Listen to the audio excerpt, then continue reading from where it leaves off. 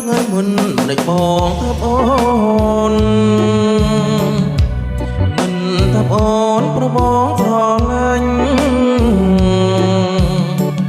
ថ្ងៃនេះមិនដេចបងលែងថាបទៅវិញលែងថាបទៅវិញមិនមែនអត់ស្រឡាញ់ទេនៅតែស្រឡាញ់អូនមួយជីវិត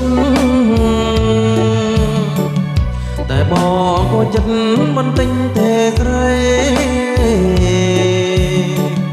បានជាបងលែងតែផលពិសេសតារឿងអ្វីគឺរឿងដែលស្រីពោបងរឿងអ្វីស្រីគិនមើលទៅឬមួយពីពើនាងភ្លេចទៅហើយបងប្រាប់ទៅចងណាប្រលឹងអើយគឺអូនរត់ខោហើយមិនប្រាប់បងឡើយតែបងលួចដឹងលែងបងធ្វើអ្វីបងជឿចិត្តនឹងអ្នកណាប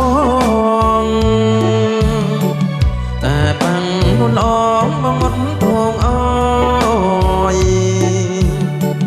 ត្រីអូនប្រយ័ត្នថ្ងៃមុខថ្ងៃក្រោយបងមិនបណ្ដោយអូយអូនពោតាមចិនទេ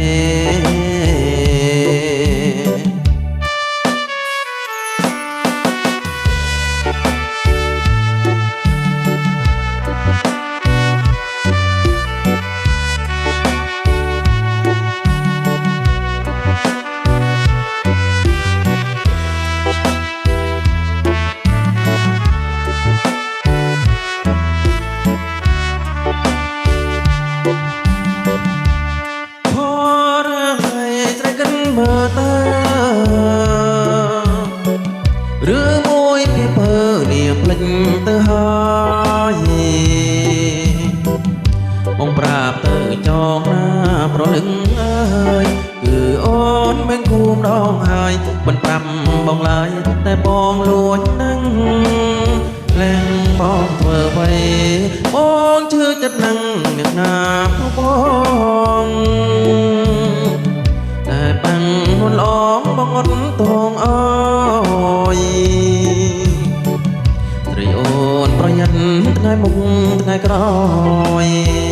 បងមិនបណ្ដោយអូយអូនក៏តាមចិនទេ